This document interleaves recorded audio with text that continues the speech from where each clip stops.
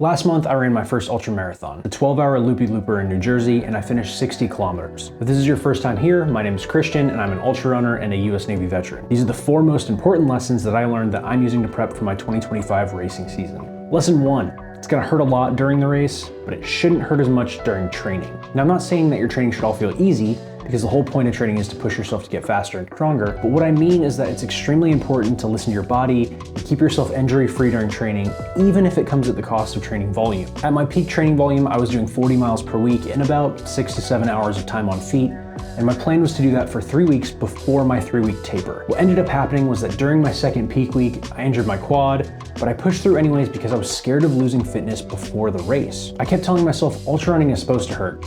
That's only part of the truth though. In reality, what I should have done was drop my mileage so I could start rehabbing my quad immediately, and there was actually a pretty good chance I could have still had a solid race. Because I kept pushing through the pain, it ended up making my injury worse and it really delayed my recovery. I still ended up racing because I'm stubborn, but after the first 4 hours, I started really struggling since I hadn't given my quad the time and attention that it needed to recover. It's okay to drop your training volume if you need to. It's better to be slightly undertrained, but healthy when you toe the starting line than it is to have hit some arbitrary mileage number each week and be broken when you get to race day. Lesson 2, never stop training your nutrition. For any ultra running veterans that watch this, you'll probably know all too well what I mean, whether it be from your own experience or just seeing people bonk or drop during races from GI issues. For anyone newer to the sport, let me elaborate. There's a well-known saying in ultra running, which is nothing new on race day. The problem with nothing new on race day and nutrition is that if you train only using a handful of options for food and electrolytes, then you're depending on your stomach to be in 100% agreement with you come race day. And an ultra race will likely be much longer than any of your training runs. Just to add some context, my longest training run was 4 hours. I felt like my nutrition was pretty locked in with the electrolytes and the gels and the solid foods that I was eating on that long run, as well as most of the long runs leading up to it. But the race was 12 hours, and a lot can happen in that additional 8 hours that your body is trying to process food while also running. I ended up feeling really nauseous from my gels right around the 4-hour mark, and I just couldn't stomach eating for a little over an hour after that. The problem with this is that I got way behind on my calories, and when I did start eating again, I was relying pretty heavily on aid station food that I had never tested out before. Not only that, when you stop eating for an extended period of time during a race, your body pushes the blood from your stomach that it's no longer using to digest food out to your legs because they have the highest working load in your body at the time. So it's really common to have stomach issues when you try to eat after an extended break in calorie consumption because your body has already reduced the amount of effort it's putting into digesting, and it's not always prepared to start again that quickly. Honestly, I just got really lucky that my stomach agreed with everything I ate over the next 6 to 7 hours, because if I didn't, then my race could have just been over then. That's why moving forward, I'm not only testing out new nutrition products in my long runs, but also testing out new solid foods every week. So if nutrition plan A goes wrong, then I still have plans B, C, and D to make sure I'm staying properly fueled and doing everything in my power to not DNF over something I should have just planned better for to begin with. Lesson number 3,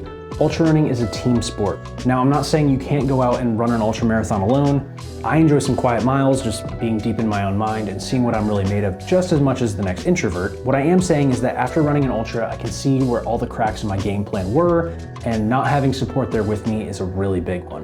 When you're so focused on running, it's easy to miss important things when you get tired. Running watch alerts like on my Garmin are great as a steady reminder to eat every 15 to 20 minutes, but it's way nicer to pull into an aid station and have a friend hand you food and refill your bottles for you, so you can just have a few seconds to get your head right or to rest. Your friends don't even have to be big runners.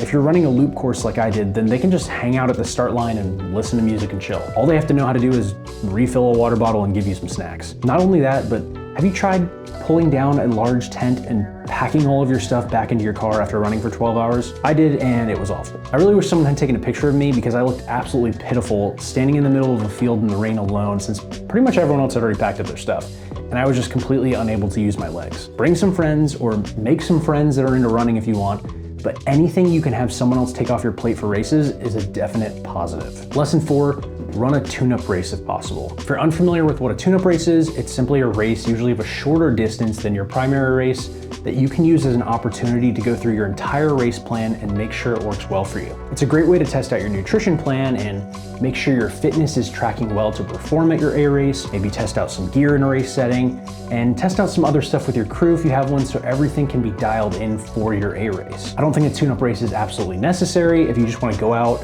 Run one race to have a good time and dip your toes into the sport of ultra running, but I do think it's so valuable if you have a particular race that you want to perform really well at. As an alternative to running a tune-up race, I recommend treating your long runs as race simulations anyways. As I get closer to race day, I make sure my long runs are in the exact same clothes that I want to run my race in. I also try to get to a point where I'm no longer changing out gear like my hydration pack or my shoes, so I know what it feels like to be wearing all of that for at least 4 hours at a time, preferably longer. For my 2025 racing season, I have 4 races picked out, assuming I can get a spot at them once registration opens up, and 2 of those are tune-up races. I'll be running a 50K tune-up for a 100K race, and then later in the year, I'll be running a 50-mile night race as a tune-up for my 100-miler, and that will actually be my first 100-miler, so I'm pretty stoked for that. I'm not gonna say which races these are until I know I have a slot in a few more weeks, but just in case, I do have a backup 2025 race schedule laid out. Anyways, hopefully this insight will help someone else out there that's interested in running their next or maybe their first ultra race, and I will see you in the next one.